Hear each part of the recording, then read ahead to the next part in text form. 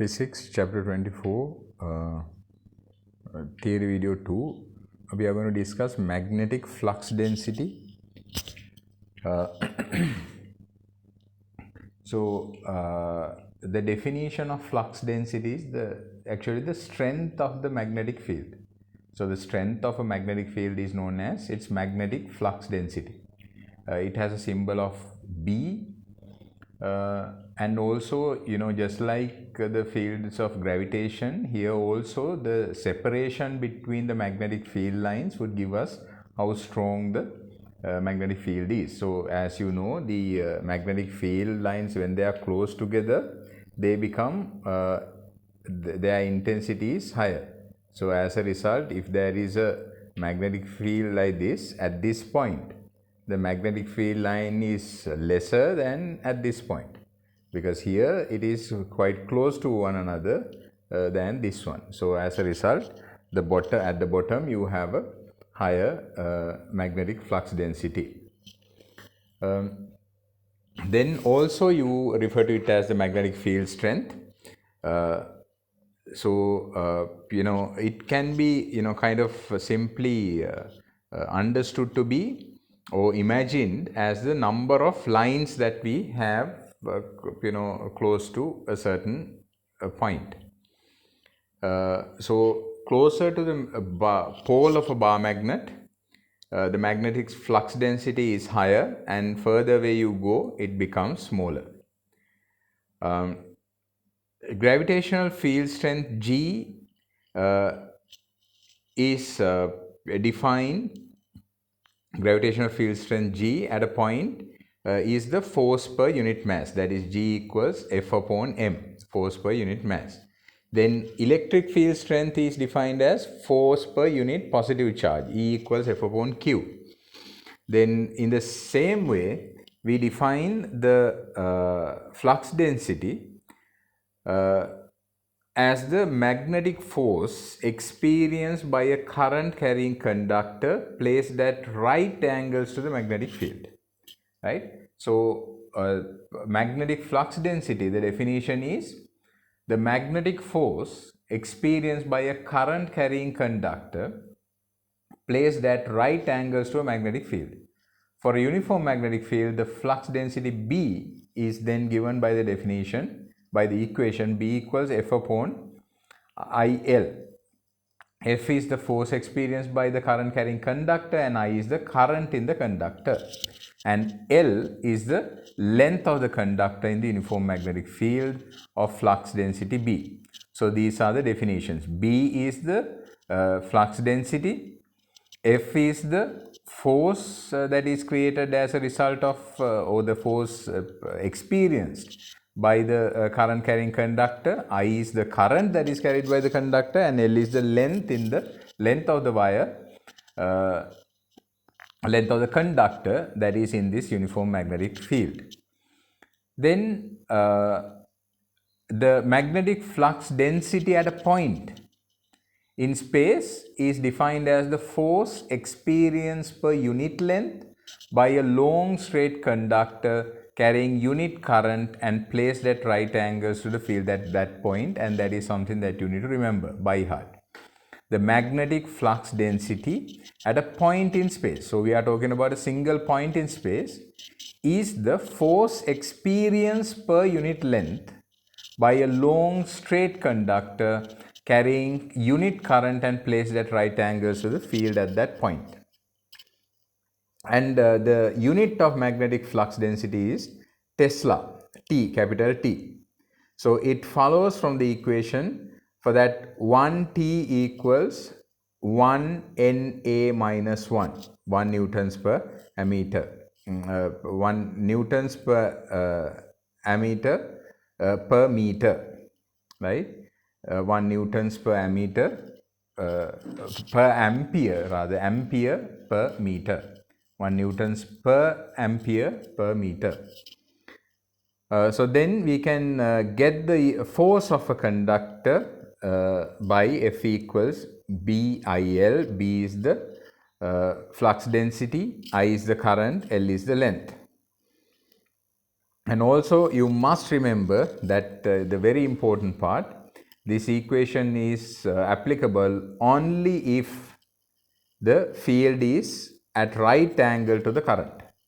So the conductor should be placed at right angles to the field. If it is not, we cannot apply this equation. Right. So I suppose you understood this. Let me give you the note before moving on to the next topic, magnetic flux density. The strength of the magnetic field is known as the magnetic flux density, within brackets capital B.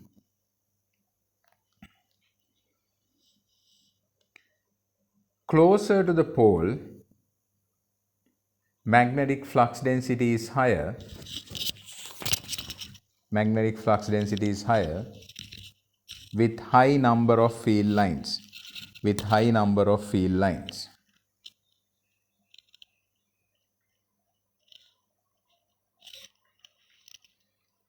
Just like gravitational potential energy, gravitational field strength, within brackets like G equals capital F upon M. Put a dash and write force per unit mass, and electric field strength E equals F upon Q, force per unit positive charge. We can define the magnetic flux density within brackets magnetic field strength, close brackets. We can define magnetic flux density within brackets magnetic field strength as follows. Take a different colored pen and write down. The magnetic flux density is the magnetic force experienced by a current carrying conductor placed at right angles to a magnetic field. Placed at right angles to a magnetic field.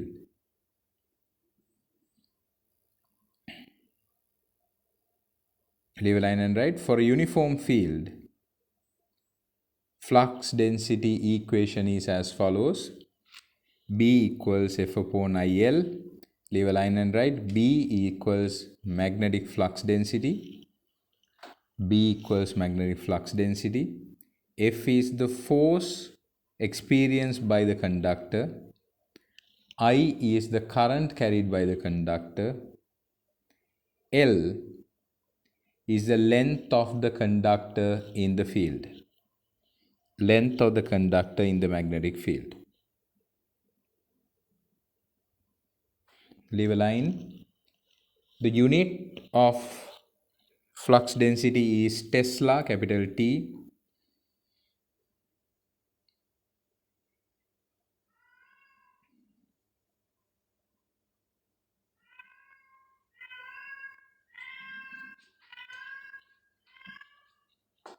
The units 1 T is equal to 1 newtons per ampere per meter, because force is newtons, that is divided by current ampere divided by length is meters. So 1 Tesla is equal to 1 newtons per ampere per meter. Leave a line, put a star and write down. The force on the conductor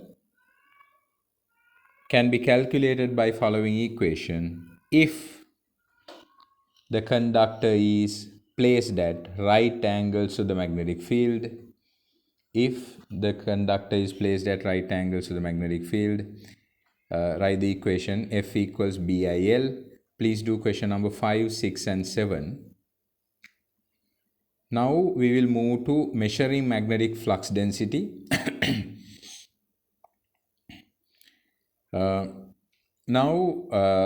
To find the magnetic flux density or the magnetic field strength, we have a practical activity that you need to know the details of. So this is done by a device known as a Hall probe. a hole probe. This is, when the probe is held in such a way that the field lines are passing at right angles through the flat face of the probe, we get a reading. So that means we move we have to make sure that the field lines are passing through the flat surface of the probe. That gives us the reading or the value B. So we can calibrate this so that it gives us the readings in micro teslas or milliteslas. We have to either if they are not calibrated, we have to calibrate them to get the necessary reading for B. So what we need to understand is we have to make sure that the whole probe is held, that the field lines are in such a way that the field lines are passing directly through it at right angles to the flat surface of the probe. If it is not held in the correct orientation, that means if it is not held at 90 degrees, the reading of the meter will be lesser. Right? So you can make sure that it is placed at the correct angle by changing the angle up and about. If it is not properly done, what happens is you will see that that means if this is moved this way or this way, either way it will reduce, the reading will reduce. Then at the central point there would be a maximum, so that at 90 degrees you will see it reaches the maximum point. So this is how it is, how it can be moved. So it should be moved in such a way that it cuts through the field lines as shown here. So you can see in this in the top diagram, you can see that the magnetic field lines exist like this in between. So they are cut by this probe here. This probe cuts them, these magnetic field lines. Right.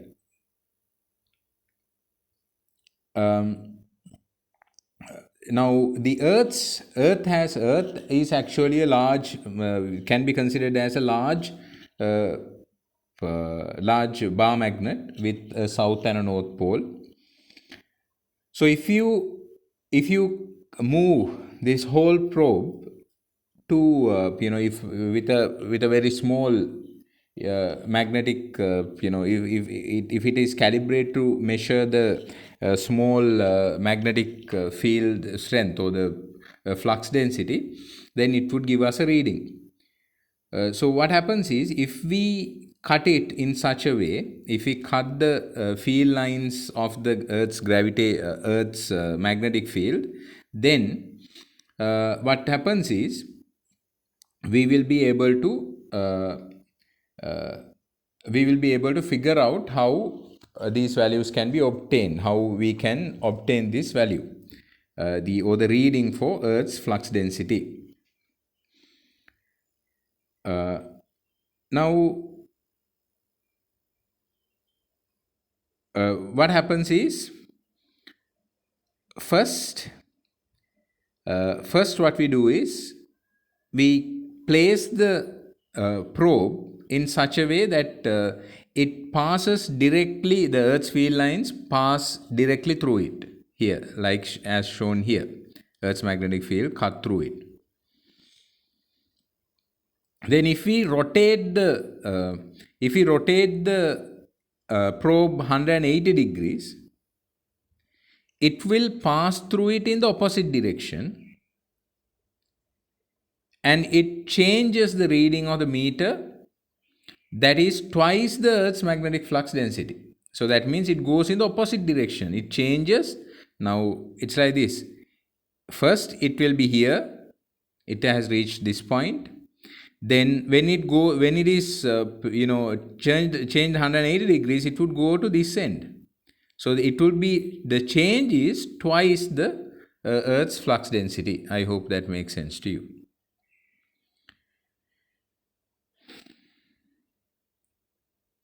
Right.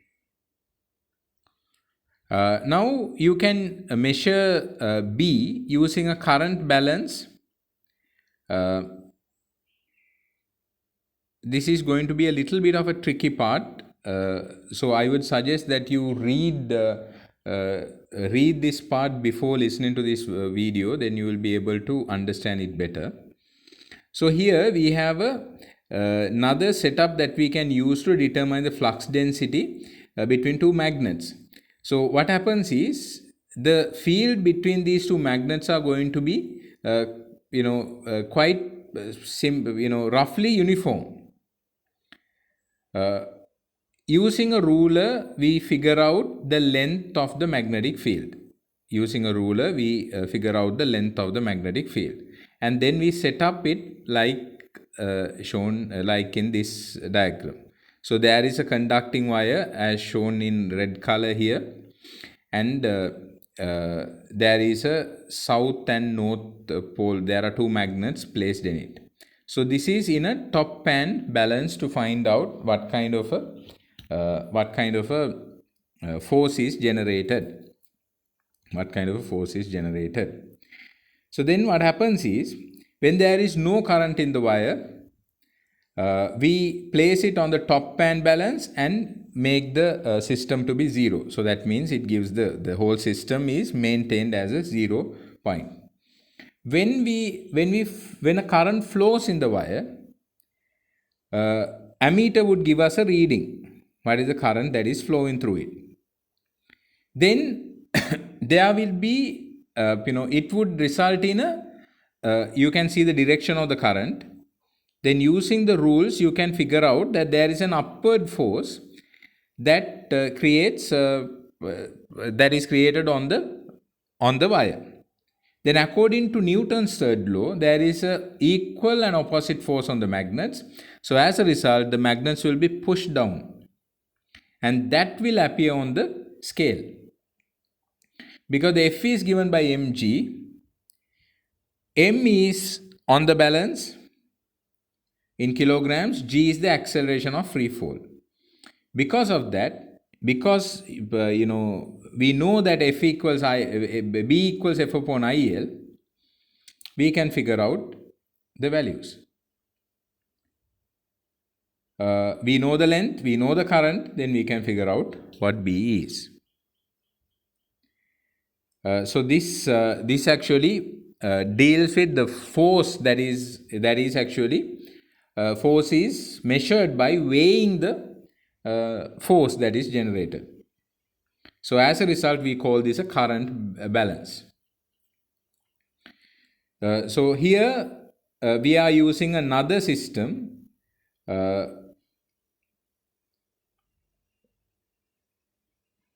Here what we do is we have a system that is prepped up on two pivots, and we have a stiff copper wire frame. And what we do is when we allow the current to pass through, there would be a force that would be generated, and then we have to add weights onto the other side to make sure that it balances. So when it balances, we can figure out the measuring the weights of these two small weights that we add to balance it out. We can figure out the force that it creates. I hope you understood. After writing a note, let's do question number 8 and 9. Write down the note. Measuring magnetic flux density. Number 1, using a Hall probe.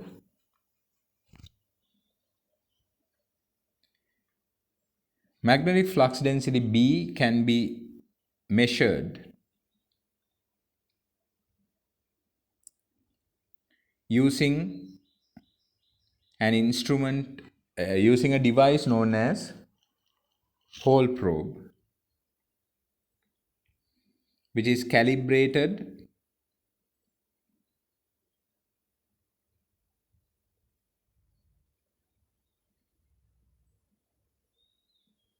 to give micro Teslas or milliteslas.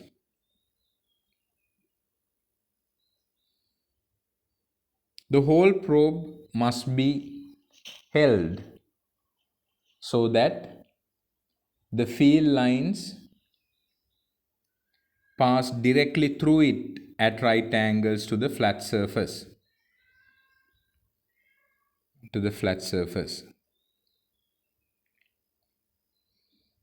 So this is the flat surface.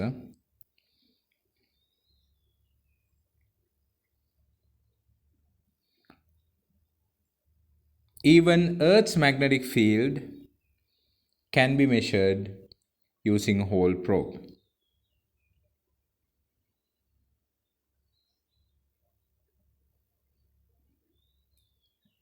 Next one, number 2, using a current balance.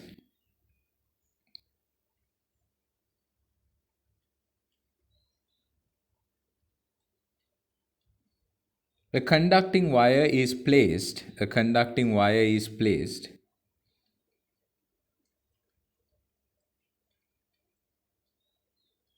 in a magnetic field as shown below in the diagram.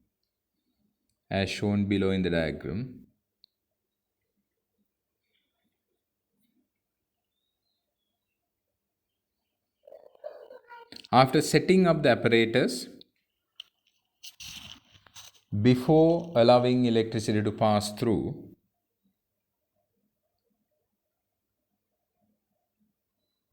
setup is placed on a top pan balance and zeroed.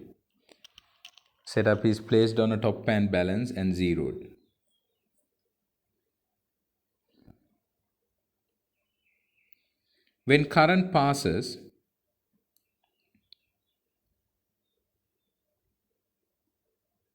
an upward force would be created, resulting in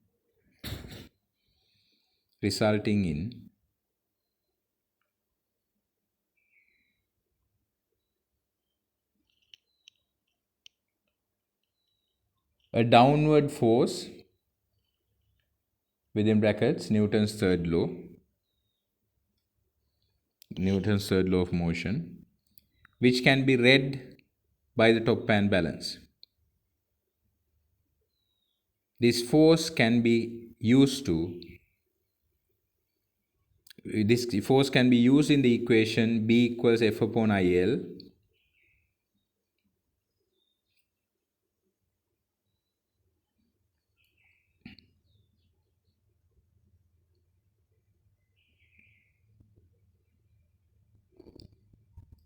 we can calculate B.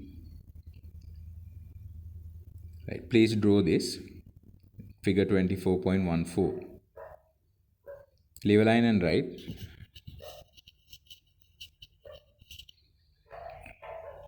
Below current balance uses small weights to balance out the force that is created at the other end. By weighing the weights, we can figure out the force that is created.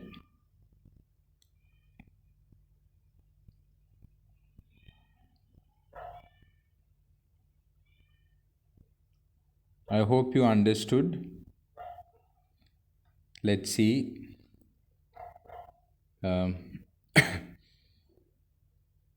Let's see how much you have understood by doing the question number 8 and 9. If you have any questions, please ask them.